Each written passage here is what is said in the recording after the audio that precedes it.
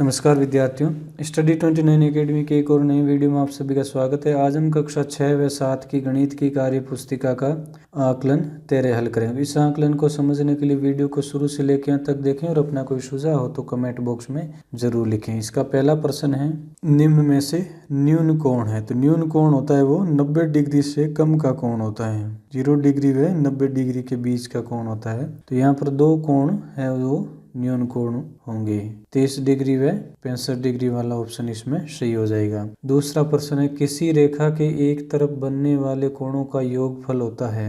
यानी ये एक रेखा, इसके एक तरफ जो कोण बन रहे हैं वो दो समकोण यानी 180 डिग्री के कोण बन रहे हैं। तो इसका दो समकोण वाला विकल्प सही हो जाएगा। तीसरा प्रश्न है, -3 और 5 के मध्य पूर्ण संख्याओं की संख्या होती है। तो -5 व 5 के बीच में है। तो -4, -3, -2, -1, 0, 1, 2, 3 और 4 ये 9 संख्याएं हो गई है। तो इसका विकल्प ये 9 वाला सही हो जाएगा। चौथा है, 5 और 12 का महत्तम समापवर्तक होगा। तो इसमें हम जब महत्तम समापवर्तक निकालेंगे 5 व 12 का, तो इसका विकल्प 1 वाला सही हो जाएगा। यानी 1 इसका महत्तम समापवर्तक आएगा। पांचवा प्रश्न, 20, 50 और 30 का लघुत्तम समापवर्तक ज्ञात कीजिए। तो इसके लिए हमें क्या करना होता है, 20, 25 व 30 को हम भाग विधि से हल करेंगे। तो 2 का भाग दिया 10, 25 और 15। अब 5 का भाग देंगे तो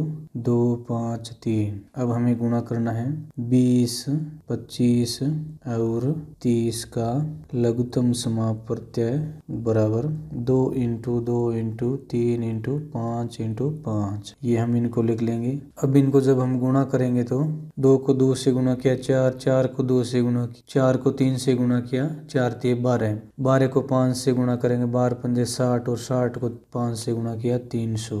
20, 50 व 30 के लघुत्तम समापवर्तक आ जाएंगे 300। इसी प्रकार छठा प्रश्न है, 20, 28 और 36 का महत्तम समापवर्तक ज्ञात कीजिए। तो इन संख्याओं का महत्तम समापवर्तक ज्ञात करने के लिए हम 20, 28 और 36 का अभाज्य गुणनखंड करेंगे। 20 का अभाज्य गुणनखंड करते हैं, 2 का भाग 10 बार, वापस 2 का भाग 5 बार और 5 का भाग 1 बार। अब 28 का करते हैं अभाज्य गुणनखंड। तो 2 का भाग या 14 बार, वापस 2 का भाग या 7 बार और 7 में 7 का भाग या 1 बार। अब हम 36 का अभाज्य गुणनखंड करेंगे। तो 2 का भाग या 18 बार, वापस 2 का भाग या 9 बार, 3 का भाग या 3 बार और 3 का 3 में 1 बार। अब हम ध्यान से देखेंगे तो उभयनिष्ठ जो गुणनखंड आ रहे हैं वो 2 × 2 आ रहे हैं। तो यहाँ लिखेंगे हम 20, 28 और 36 का महत्तम समापवर्तक बराबर 2 × 2 बराबर 4। ये हमारा हल हो जाएगा। इसको भी आपको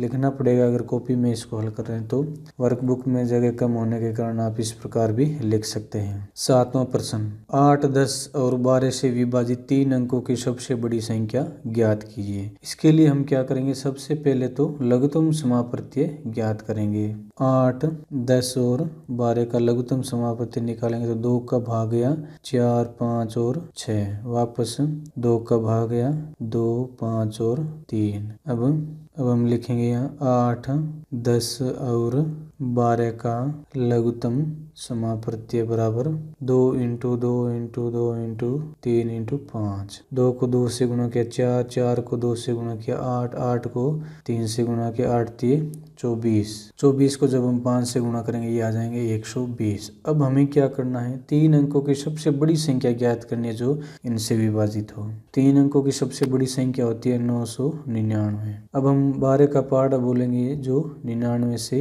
अब हम क्या करेंगे, एक अंक इसका भूल जाएंगे और एक इसका भूल जाएंगे। अब 99 में हम भाग देते हैं 12 का, 12 छके ने 72, 12 7 14, 12 8 96। तो अब हम गुणा कर लेंगे 120 को 8 से, तो वो संख्या हमारे को आ जाएगी। तो यहाँ लिखेंगे हम 3 अंकों की सबसे बड़ी संख्या, यानी इन तीनों से विभाजित होने वाले 3 अंकों की सबसे बड़ी संख्या हो जाएगी 120 × 8 बराबर 069, 960। ये हमारा उत्तर आ जाएगा 960। प्रश्न संख्या 8, नीचे दिए गए कोणों को चांदे से नाप कर पर लिखिए। तो यहाँ पर हमें कुछ कोण दे रखे, उनको चांदे की सहायता से नापना है और फिर उनकी नाप लिखनी है। चांदे की सहायता से जब इस कोण को नापेंगे तो ये कोण आ रहा है 60 डिग्री का, तो यहाँ लिख देंगे 60 डिग्री।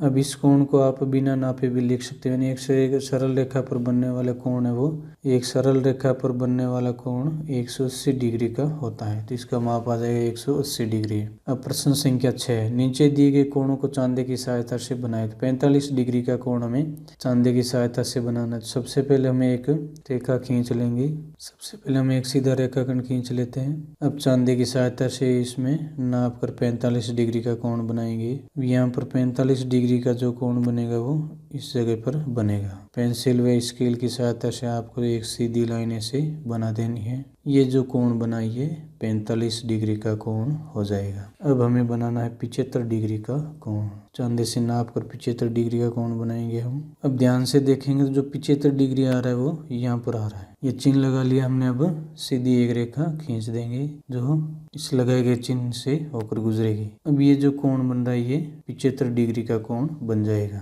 तीसरा कोण बनाना है अपने को 140 डिग्री का। 140 डिग्री का कोण यहाँ पर बनेगा।